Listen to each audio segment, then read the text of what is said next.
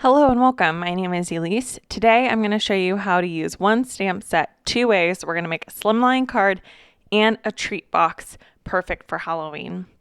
Here is the card that I am going to make, and here is a look at the little treat box.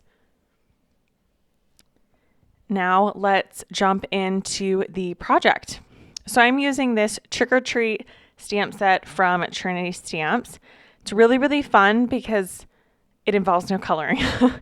All of the little ghouls and goblins and trick-or-treaters are all just silhouette stamps, so it makes it really easy to create with. So to start out, I've got a panel of Bristol Smooth cardstock. I'm just going to use some big Post-it note tape to mask off a little ground for my trick-or-treaters. I'm using my grid mat to line that up straight. And then I can go in and do my ink blending. So I'm using Distress Oxide inks and Carved Pumpkin, Worn Lipstick, and Seedless Preserves to kind of make my spooky Halloween nighttime scene. So this stamp set is perfect to create cards for your kids or nieces and nephews, or anybody that is a Halloween lover. And it just makes making a scene card so easy because you don't have to color anything in. Where this stamp set shines is just an ink blended background. And then you can stamp the trick-or-treaters and the sentiment in a black ink, and you're pretty much done. It makes it so simple and easy. So much of the time when you look at scene cards, it's time consuming. It's one of the most time consuming types of cards. And so this makes it really easy, but you still end up with a really fun scene and something that did not take you very long.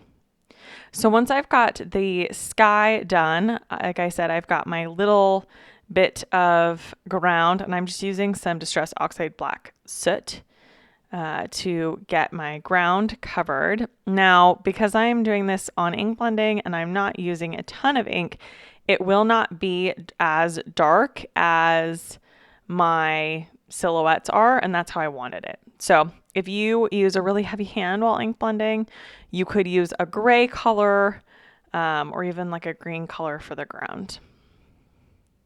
You could also do this on like a hillside instead of a straight flat. So here I've got that big trick or treat. This is so much fun. This is such a unique size for stamp sets too that Trinity has come out with. So this really fills the entire Slimline panel. I'm using Versafine Onyx Black ink, which is a pigment-based black ink.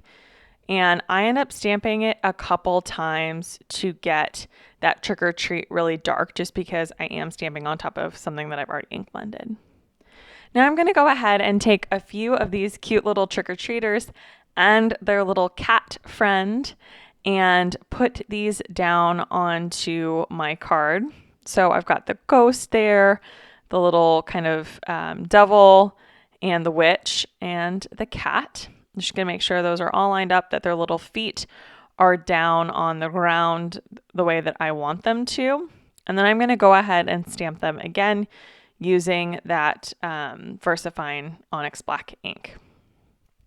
Now, you could easily heat emboss these, and I think that they would look really nice and they'd stand out a little bit better, but I was just going for quick today and I did not really want to get out my heat gun. So just making sure, like I said, I have stamped these now a few times because I wanted to get something really dark. So I'm just running my like a paper towel over top just to get a good impression. And I'm going to set that aside to let it completely dry.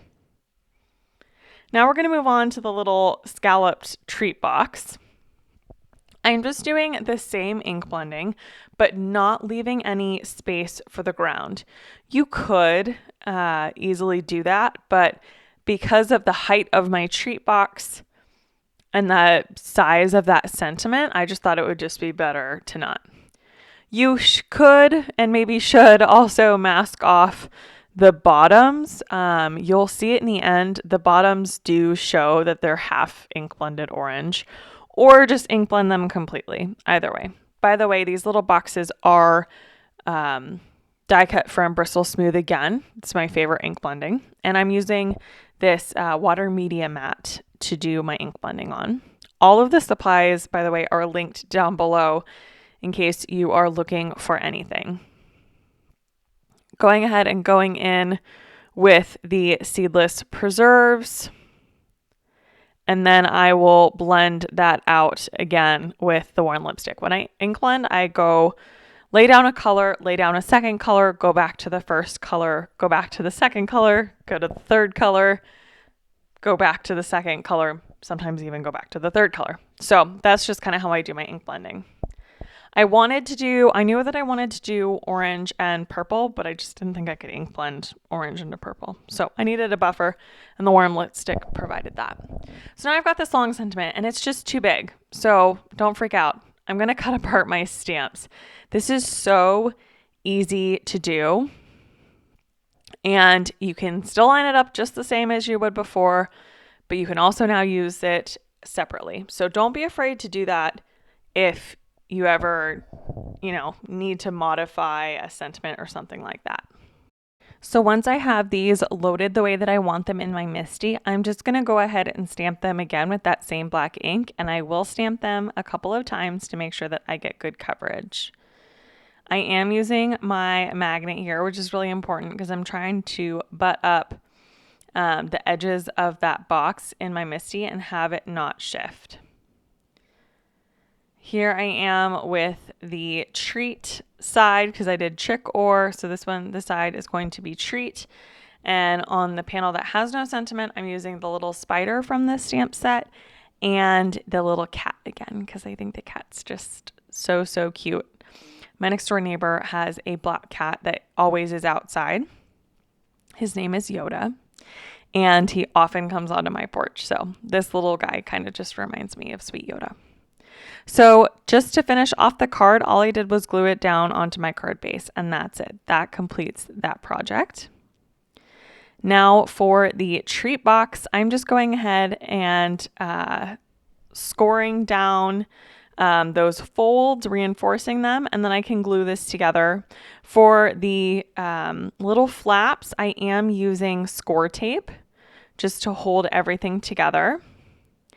And then I will go in with some liquid glue and just reinforce that bottom. Here's where you can see that bottom is half ink blended. It is what it is. At the end of the day, I'm going to hand this out to a small child who probably won't even notice. The only person who will know is me. And while it bothers me, it's not enough for me to pull out my ink blending tool again. You can also see my little inky fingerprints on the inside because I wasn't patient enough to let this completely dry before I decided to build it. Just taking some of this green kind of like wormy paper shred. I don't know what we call this, paper fill. Adding that in, and then when Halloween comes, I'm just gonna pop some candy in the top, and it will be a nice little surprise and a little gift for somebody. These are so fun to make and really simple to make, but people always love them whenever I make something like that. And that completes the projects for today. I hope that you enjoyed this video. If you did, comment down below, give this video a like, and subscribe so you never miss out on content. I hope that you all have a wonderful day, and I will catch you in the next one.